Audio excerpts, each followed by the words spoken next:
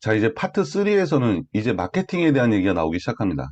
그래서 이제 감정과 욕구에 의해서 무의식적으로 우리가 구매한다는 걸 알겠는데, 그리고 7가지로 나눌 수가 있다는 것도 알았는데, 그럼 이걸 가지고 어떻게 마케팅을 해야 되냐? 이제 그 얘기들이 이제 파트 3에서 나오기 시작합니다.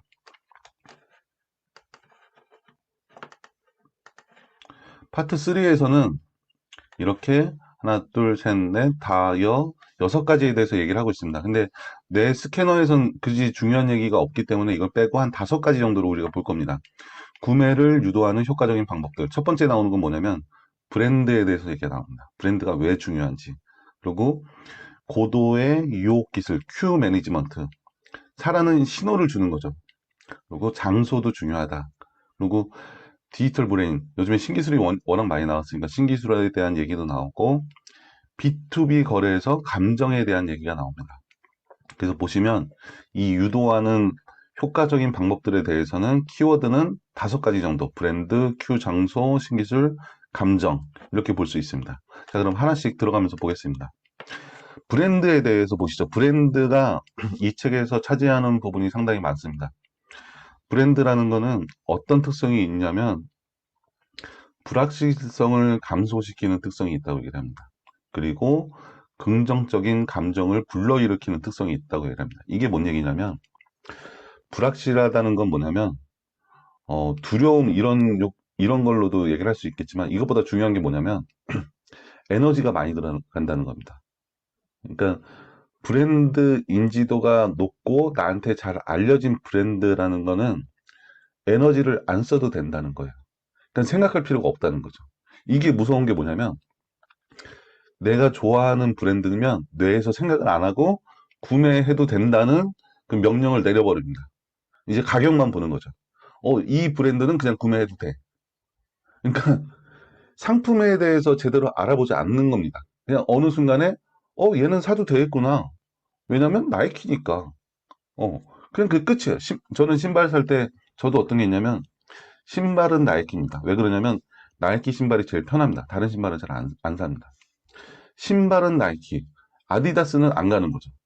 그러면 뇌에서 생각할 필요가 없습니다. 나이키, 아디다스를 지나가면서, 저건 그냥 안 사는 거. 나이키 매장을 지나가면서, 신발 사야 되는데 나이키 들어가 볼까? 생각 자체를 안 하는 거죠. 그래서 무서운 겁니다. 불확실성을 감소시킨다는 거는 에너지를 들이지 않는다는 거. 그리고 자동적 구매를 일으키게 한다는 것 때문에 무서운 겁니다. 그리고 그 두 번째는 이제 긍정적인 감정을 불러일으키는, 그죠? 그런 게 되는 겁니다. 그래서 무의식적으로 영향력을 행사하게 되는 거죠. 나도 모르게. 그리고 대체가 불가능합니다. 이미 감정이 활성화가 돼 있기 때문에. 아니, 아디다스로 넘어갈 수가 없는 상태가 돼버리는 거죠. 어떻게 해도 넘어갈 수가 없습니다. 자, 그럼 브랜드는 어떻게 성공을 시킬 수가 있냐? 책에서는 3가지를 얘기하고 있습니다. 동일한 신경 네트워크, 우리가 세 가지를 봤죠. 자극, 그리고, 어, 지배, 균형, 3가지를 봤는데, 동일한 신경 네트워크를 지속해서 활성화시키고 강화해야 된다. 브랜드는 그렇게 만들어야 된다고 책에서 얘기를 하고 있습니다. 그리고 본질적인 가치는 고객의 머릿속에 있다. 생산시설에 있는 게 아니다. 라고 얘기를 하고 있고, 이걸 만들기 위해선 지속적인 신경 네트워크를 반복해서 활성화시키기 위해서는 기업의 의식 속에 브랜드 경영이라는 게 심어져 있어야 된다고 얘기를 합니다. 그러니까 슬로건 같은 게, 얘기하신 것처럼 슬로건 같은 게 회사의 슬로건이 하나가 있어야 되는 거죠. 고객의 슬로건뿐만이 아니고 오너의 슬로건 같은 게 하나 있어서 우리가 만드는 모든 제품은 이 슬로건 하에 만들어져야 된다는 기업의 의식이 살아 있어야 된다는 겁니다. 그래야지 브랜드가 유지된다는 겁니다. 이거에 대한 사례도 이제 뒷장에서 보여드리겠습니다.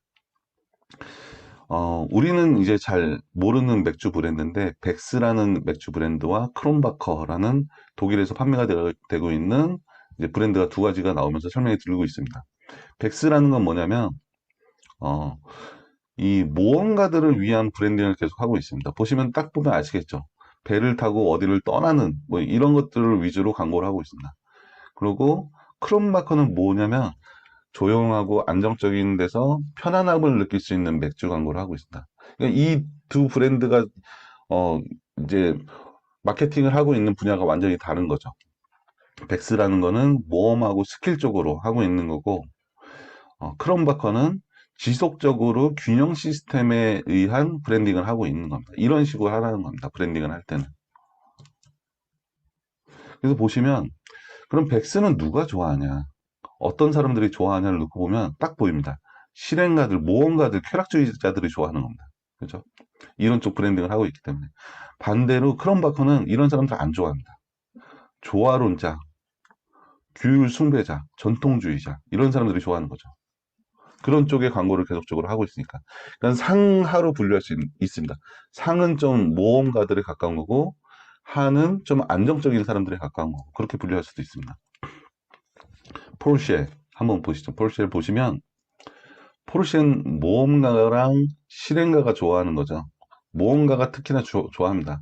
실행가는 멋져 보이기 때문에 좋아하는 거고, 포르쉐는 우리가 항상 얘기하는 게 모험가들을 위한 차라고 항상 얘기합니다. 포르쉐. 근데 우리나라에서는 포르쉐가 워낙 비싸기 때문에 그렇게 많은 사람들이 구매하지는 않죠. 근데 조화론자하고 규율 숭배자, 전통주의자들은 포르쉐에 대해서 관심이 없습니다.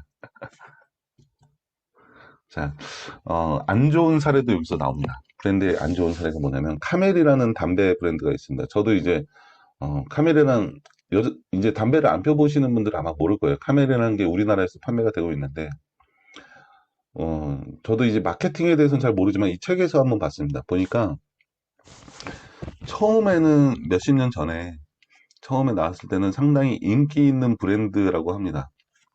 저도 별로였어요, 이거. 그래서 카멜은 모험가들, 그림도 이제 낙타가 그려져 있거든요. 그러니까 사막에서 모험을 즐기는 사람들을 위한 담배였는데, 이게 어느 순간부터 확장을 하기 위해서 쾌락주의 하는 사람들한테도 이거를 브랜딩을 바꿔서 하기 시작했습니다. 그러면서 판매량이 급격하게 떨어지기 시작을 한 거죠. 그랬더니 그 다음에 뭘 했냐면, 판매량이 떨어지니까 여성을 공략하자. 그냥 가정, 이제 돌봄, 이제 조화로움, 이런 것 쪽에 공략을 하기 시작했습니다. 그냥 이게 판매량이 더 떨어지기 시작하는 겁니다. 그러니까 처음에 얘기 드렸던 게 뭐냐면, 지속적으로 꾸준히 해야 된다는 얘기를 드렸었죠. 브랜딩을 할 때는. 만약에 카멜이 이쪽 모험가들한테도 지속적으로 했다면, 지속적으로 명맥을 유지할 수 있겠죠. 근데 잘못된 선택을 한번 하고 그 다음에 잘못된 선택을 한번 더 했더니 완전히 브랜드가 망가져 버린 거죠. 이제 어디로든 못 가는 겁니다. 이제 카멜이라는 거는. 이렇게 될 수가 있다라고 안 좋은 사례가 이것뿐만이 아니고 다른 사례도 나옵니다. 그래서 브랜딩을 하기 위해서는 어떤 감정에 어떻게 해야 되냐. 기본적으로 기본 영역에 충실할 거예요. 카멜에 의해서 보시면 알겠지만 내가 모험 쪽에 집중을 할 거면은 그쪽에 기본적으로 집중을 해야 됩니다. 그 후에 무언가를 섞는 거죠. 그 후에 섞는 겁니다. 하나를 유지한 채로. 그리고 채널을 다양해라. 그러니까 브랜딩을 할 때 하나의 채널만 이용하지 말고 뭐 SNS를 한다든지 뭐 메일링을 한다든지 TV 광고를 한다든지 여러 가지 채널을 통해서 그 기본 영역에 있는 감성을 자극하고 그 다음에 조금씩 산만된 영역을 섞어줘라. 그리고 좀 이제 다른 방법은 컬트적인 브랜드 그리고 스토리를 담는 이제 그런 것도 하면 좋다 이런 것들이 나와 있습니다. 그리고 이게 세세한 디테일과 신호에 신경 써라 이런 얘기가 많이 나오는데 그러니까 세밀하게 컨셉을 잡아야 된다는 거죠. 그리고 신호가 상당히 중요하다고 얘기를 하고 있습니다. 이 얘기는 이제 Q 매니지먼트에서 또 나오거든요. 이거는 이제 Q 매니지먼트에 가서 한번 보겠습니다. 브랜딩을 할 때는 이렇게 네 가지 정도를 알고 있어야 된다. 자, 이제 Q 매니지먼트를 한번 볼게요. 보시면 여기 또 나오죠. 신호와 자극을 보내라 이렇게 하는데 이거는 Q 매니지먼트는 책에서 어떻게 정의를 하고 있냐면 고객의 모든 감각입니다. 모든 감각을 일깨워서 그들의 목적에 은연중에 호소하는 유혹의 기술이다 라고 얘기를 하고 있습니다. 그래서 남자, 특히 규율, 통제, 효율이 좋은 남자한테는 어떤 식으로 자극하는지 그리고 여자한테는 어떤 식으로 자극하는지 이 예문 한번 보시겠습니다. XY 창문과 창문에 내장된 전자잠금 장치는 하이테크 정밀 기계로 생산되었으나 기계의 정밀함과 품질은 아직 세계적 수준에 못 미칩니다. 하지만 멀티센서 기술을 적용한 XY 창문의 전자등 개폐 기능은 정밀함과 품질 면에서 독보적입니다. 이렇게 규율과 통제와 효율을 자극하는 효율이 중요한 남자한테는 이런 식으로 할 수가 있다는 거죠. 여자한테는 어떻게 써야 되냐면 WZ 창문은 장기간 건조한 국내산 천연 목재를 엄선해 세심하게 수작업으로 제작했습니다. WZ 창문은 강풍과 악천 후에도 끄떡 없으며 쾌적한 실내 공기를 유지시켜줍니다. 여러분은 가족과 함께 안락함과 행복함을 느낄 수 있습니다. 완전 내용이 다르죠. 그러니까 유혹의 기술을 할 때, 내 마케팅의 대상들이, 내 마케팅의 제품이 어느 감정을 가지고 있는 제품이냐, 어느 감정을 가지고 있는 고객이냐에 따라서 이런 식으로 바뀌어야 된다는 거죠. 같은 얘기를 하더라도. 큐 매니지먼트에서는 이런 얘기를 하고 있습니다. 페라로의 큐 매니지먼트, 페라로 로쉐 잘 아시죠? 우리가 아는 그 금박에 싸져 있는 그걸 만드는 건데 그 제품만이 아니고 라폴로라는 제품이 또 있습니다. 이것도 상당히 맛있습니다. 여기에 어떤 문구가 있냐면 라파엘로는 엄선된 재료를 환상적으로 조합해 만든 초콜릿 볼입니다. 유지방을 제거한 최상급 우유로 만든 양질의 우유 크림 속에 새하얀 아몬드가 퐁당 빠져 있고 바삭한 와플과 부드러운 코코넛이 감싸고 있습니다. 상당히 달콤한 멘트를 썼죠. 왜 그러냐면 초콜릿의 특성이라는 게, 그리고 초콜릿의 주 고객층이 여성이고 조화로운 층이기 때문에 이런 문구를 써줘야 되는 거죠. 감정적이고 가정적이고 그리고 돌봄에 가까운 멘트를 써줘야 되는 거죠. 큐 매니지먼트를 할 때는 상당히 많은 요소들을 고려하라고 얘기를 하고 있습니다. 그리고 책 속에는 많은 예시들도 나와 있는데 소리로 자극할 수 있습니다. 우리가 맥주 광고를 생각하면 어떤 느낌이 나냐면 맥주의 거품이 터지는 그 소리가 기억이 날 겁니다. 어느 맥주 광고를 생각하더라도. 왜 그러냐면 맥주에서는 시원함이 생명이죠. 뭐 다른 것도 많이 있지만 그렇기 때문에 소리를 써야 됩니다. 그죠? 시리얼은 켈로그는 시리얼의 소리가 나는 그 제조 방식의 특허를 가지고 있습니다. 그러니까 소리가 얼마나 중요한지 알기 때문에 켈로그에서 그 소리를 만들어내는 그 제조 과정에 특허를 걸어놓은 겁니다. 이런 거를 이용할 수 있는 거죠. 유혹하는 기술이니까. 그리고 촉감을 디자인해서 어떤 느낌이 나는 것까지도 디자인을 하고 다양한 감각을 폭발시켜야 된다. 유혹을 하려면. 감정을 자극하는 단어들이 있습니다. 그죠? 그러니까 책에서 뭐가 나왔냐면 키스와 뭐가 나왔는데 그러니까 키스라는 단어들을 보면 그 단어를 쓰는 것만으로도 우리가 어떤 느낌을 받을 수가 있죠. 그냥 자극하는 단어들을 써야 된다. 이런 얘기를 하고 있습니다. 그리고 긍정적 인상은 마지막에 남겨야 한다. 이거 너무 중요한 건데요. 저도 이제 글 쓸 때 마지막을 잘 써야 된다고 항상 얘기를 합니다. 그러니까 우리가 기억하는 체계를 보면은 앞에 있는 내용은 잘 기억 못 합니다. 우리가 기억하는 대부분들은 우리가 했던 것 중에 마지막에 있는 것만 기억을 합니다. 그 제품에 대한 광고가 좀 별로더라도, 뭐 글이 좀 별로더라도, 마지막을 잘 쓰면 그게 인상으로 남겨집니다. 책에도 이제 그런 예시들이 몇 가지 나와 있습니다. 그리고 모든 신호와 자극에는 일관성이 있어야 한다. 앞에 이제 카메라의 예시에도 봤지만 일관성이 항상 있어야 된다. 자, 이제 장소에 대한 걸 한번 보겠습니다.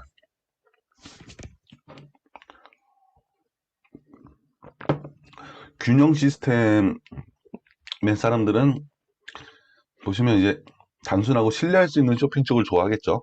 그죠?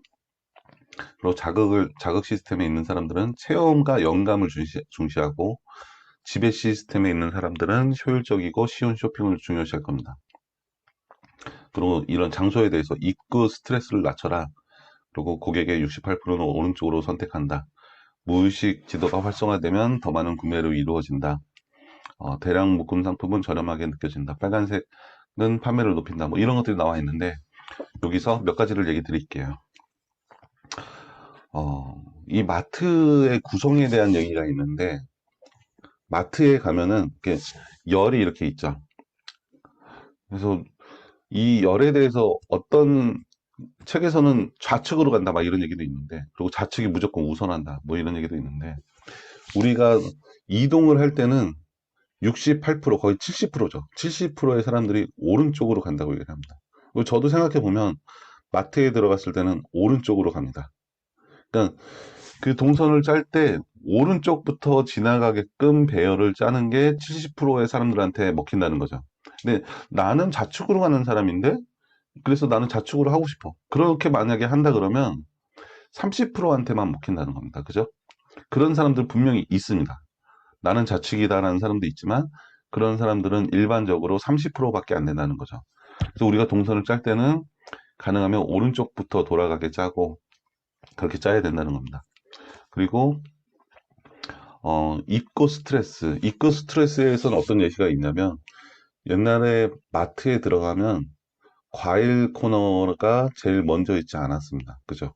생각해 보시면은 처음에 마트라는 게 생겼을 때 90년대 그때는 과일 코너가 있지 않았습니다. 근데 요즘에는 거의 대부분의 마트 코너에 가면 신선물, 그러니까 뭐 야채라든지 과일이라든지 이런 게 먼저 나와 있습니다. 여기에 대해서 이게 사람의 오감을 먼저 자극한다고 얘기를 하고 있습니다.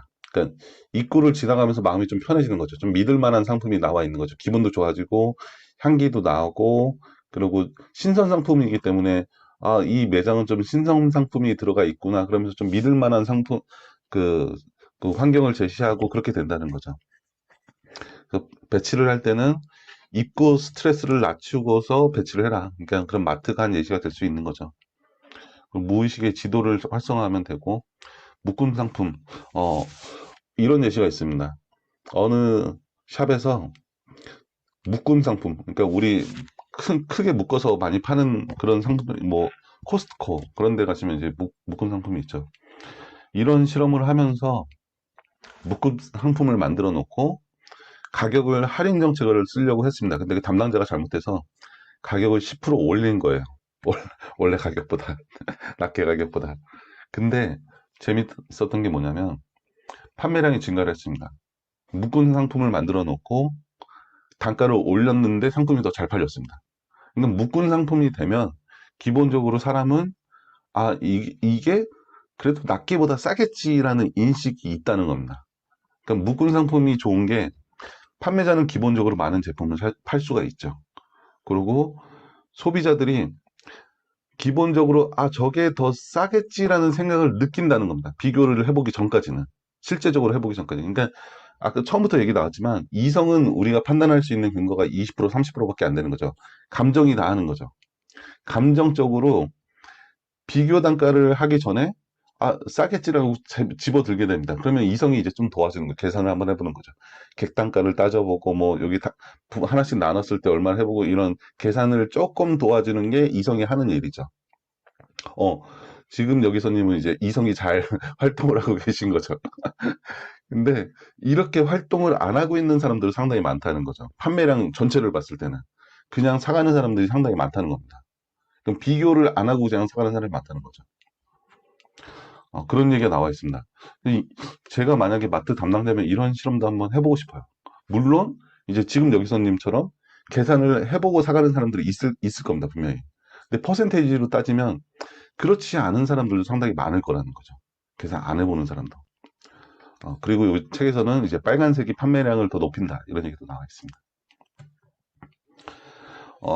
독일의 이제 마트, 저도 이제 독일에 몇 번 갔었는데, DM이라는 게 생필품을 상당히 많은, 우리가 아는 것 중에, 마- 어, 저, 비타민, 기포나는 비타민, 뭐 독일 갔다 오는 분들한테 선물 받고 그렇게 많이 하셨을 텐데, 그 DM이라는 데는 가족이 가서 가족용품을 사는 이마트 같은 그런 데입니다.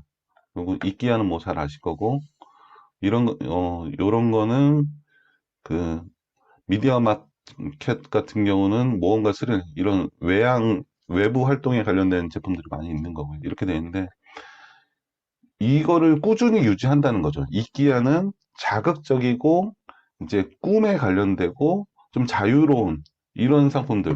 그러니까 좀 다르죠? 기존의 가전제품들하고 좀 다른 형태의 제품인 거 대충 느끼시죠? 뭔 말인지 아시죠? 제가 얘기를 정확히 안 해도. 그렇기 때문에 이끼야는 좀 싸면서도 디자인이 좀 새롭고 기존의 것이랑 좀 다르고 그런 것들을 유지하고 있습니다. 이런 거에 반대되는 건 뭐냐면 알디. 우리나라에는 익숙하지 않은 브랜드인데 기존의 거에 충실하게 만든 이런 거에 브랜딩을 계속 해나가고 있는데도 있는 거죠. 그리고 DM은 이제 가정에 관련된 브랜딩을 계속 해나가고 있는 거죠. 그래서 이렇게 해서 꾸준히 해나가야 된다. 이렇게 얘기를 하고 있습니다. 자, 이제 신기술에 대해서는 별로 이제 여기서는 크게 할 얘기가 없는데 디지털과 이제 프린트에 대해서 나온 게 있어서 전자책에 대해서 물어보는 분들이 많이 있었어요. 전자책을 쓰는 게 낫냐, 종이책을 쓰는 게 낫냐. 제가 항상 얘기 드리는 건 뭐냐면 전자책 편하고 가볍고 좋다고 많은 책을 항상 갖고 다닐 수가 있고 하지만 전자책이 못하는 게 있죠. 종이책의 감성을 어떻게 해도 쫓아올 수가 없습니다. 이거는 할 수가 없는 거죠. 그게 왜 중요하냐면 책 보는 사람들은 책을 특히 좋아하는 사람들은 좀 내성적이고 사색을 하고 이런 걸 좋아하는 사람들이죠. 요쪽에 관련된 사람들입니다. 그죠? 요쪽에 사는 사람들이 책을 선택하는 하는 사람들인데 요쪽에 있는 사람들은 종이책을 좋아할 수밖에 없는 거죠. 전, 전자책을 좋아하는 사람들은 요쪽에 가까운 사람들인데 요쪽에 가까운 사람들은 책을 그렇게 많이 안 읽거든요. 그러니까 물어볼 필요가 없는 겁니다. 내가 책을 만드는 사람이다. 그럼 전자책으로 이런 사업을 하고 싶다. 이런 건 어차피 잘 안 될 겁니다. 그리고 종이책과 어떻게 하면 더 아날로그적인 감성을, 더 어떻게 하면 더 예스러운 감성을 자아낼 수 있는지, 그리고 더 감성을 자극할 수 있는지, 이런 쪽에 생각을 계속 해야 되는 거지, 이 디지털 쪽으로 할 수는 없는 거죠. 디지털은 하려면은 목표와 스릴, 그리고 자극적인 거, 좀 있어빌리티 한 거에 관련된 거를 그런 상품들을 만들어야 되는 거죠. 프린트는 항상 여유 모드가 되는 겁니다. 자, 이제 웹사이트에 대해서도 나오고 있는데, 음, 그러니까 돌봄에 관련된 웹사이트, 케어 앱, 그러니까 뭐 아이돌봄이라든지 이런 걸 할 때는 이제 이런 쪽으로 해야 되고, 이제 간단한 좀 심플한 거를 만들 때는 이런 자유로운 꿈 이런 쪽의 걸 자극하는 게 만들어야 되고, 이제 뭐 자율적으로 하는 앱이 있죠. 자율 웹이라고 하는데 내가 뭘 입력하고 뭐 뭘 집어넣어서 반응을 보고 그런 거를 많이 하는 거는 이제 지배 시스템 관련돼서 만들어야 되고 뭐 이런 얘기가 나오고 있습니다. 감정에 대한 얘기가 나오고 이게 마지막입니다. 이게 마지막인데 보시면 B2B 거래도 감정의 지배를 받는다. 어, 내 거래처가 안전 쪽에 많이 포커싱이 돼 있는 거래처다. 그러면 신뢰성을 가지고서 얘기를 해야 되는 거죠. 메일을 보낸다든지 아니면 마케팅을 할 때도 이 제품은 그 어떤 제품보다 신뢰성이 높은 제품이다. 이런 얘기를 해줘야 되는 거죠. 내 고객사가 성과 쪽에 관련된 그런 고객사다. 이런 걸 중시하는 고객사다. 이러면 성과는 어떻게 나오고 이 제품이 어떻게 혁신적이고 이런 얘기를 해줘야 되는 거죠. 그렇죠? 그리고 이제 그 요쪽 자극 쪽에 관련된 업체라 그러면은 여기서는 디자인이 어떻고 어떻게 새롭고 이런 얘기를 해줘야 되는 거죠. 그래서 이 B2B 거래도 감정의 지배를 받는다 여기서는 고객사가 어느 쪽 성향이냐 이 어느 쪽 성향이냐를 파악하고 그쪽에 관련된 거 마케팅을 계속 해줘야 된다. 그래서 B2B 거래를 할 때도 감정이 중요하다 이런 얘기를 하고 있습니다. 여기 보시면 대충 아실 겁니다. 그죠? 유연성, 인체공학, 인체공학, 인체공학 말고 신뢰, 경제성, 정밀, 성과, 혁신, 이제 새로움 이런 것들을 얘기하고 있습니다. 네, 그래서 여기까지가 이 책에 대한 요약입니다. 이렇게 해서 책은 다 한번 훑어봤고요. 제가 처음에 얘기 드렸었죠. 보시면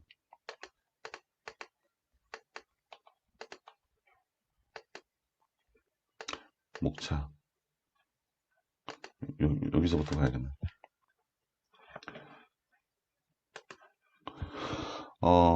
책을 읽을 때 목차가 중요하다고 얘기를 드렸었죠. 그죠?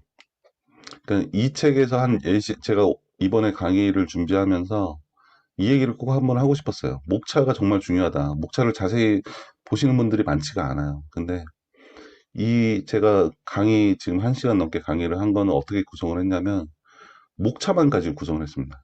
다른 거에 절대 손 안 댔어요. 목차에 있는 키워드만 가지고 구성을 했거든요. 목차를 잘 보면 이게 머릿속에서 쭉 책을 읽기 전에 이미 대충의 흐름이 쭉 보입니다. 보시면 한번 보세요. 이제 다시 한번 보시면 구매하는 이유, 그죠? 파트 1에서는 구매하는 이유. 여긴 네 가지가 있는데 유혹자가 있고 구매 동기, 무의식, 과정 이런 게 있다는 거죠.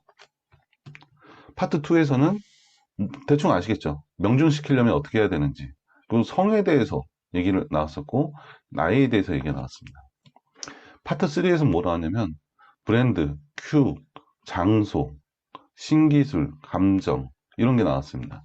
일단 책을 읽기 전에 서문과 목차를 잘 보세요. 보시고 이걸 머릿속에서 어떤 흐름으로 흘러갈 건가 예상을 한번 쭉 해보시길 바랍니다. 그러면은 책을 읽기 전에 정말 대부분의 내용이 파악이 됩니다. 여기다가 추가로 뭐 하시냐면 책 표지에 있는 글들을 하나하나 자세히 읽어보시길 바랍니다. 그냥 책 표지에 있는 글들 자세히 읽고 서문 읽고 목차 잘 읽으시면 책 한 권이 이미 다 보입니다. 어떻게 흘러갈지, 어떤 내용이 들어가 있을지 쫙 보입니다. 그 다음에 책을 읽으면서 뭐 하냐면 이미 다 만들어진 그 틀 안에다가 끼워 넣는 것밖에 없습니다. 그냥 몇 줄만 끼워 넣으면 됩니다. 그리고 그걸 몇 줄 다 끼워 넣으면 머릿속에 책 한 권이 쫙 정리가 됩니다. 이게 정리가 되고 각 장을 끝나면서 이 책에 있었던 중요한 내용 한번 정리해주고 두 번째 장을 끝나면서 두 번째 있었던 중요한 내용 정리해주고 세 번째 장 끝나면서 중요한 내용 정리를 딱 해주면 평생 갑니다. 이 책에 대한 내용이. 그리고 가끔씩 블로그 포스팅하면 포스팅 한번 보고 머릿속에서 뭐 한 달이라든지 1년에 한 번씩 되뇌어주고 이렇게 하면 그 책 어떤 책이야 그러면 얘기가 술술 나옵니다. 한 30분 얘기를 쭉 할 수가 있습니다. 이런 작업을 안 하니까 그 책 어떤 책이야 그러면 너가 읽어봐 좋은 책이야 얘기밖에 못하는 거죠. 이런 책에 대해서 그래서 이런 큰 그림을 그리고 있는 게 상당히 중요합니다. 그래서 오늘은 좋은 책에 대해서 좋은 설명도 드렸지만 책을 읽는 방식도 앞으로는 좀 이런 식으로 한번 바꿔보셨으면 좋겠습니다. 예, 녹화는 일단 여기까지 하고요.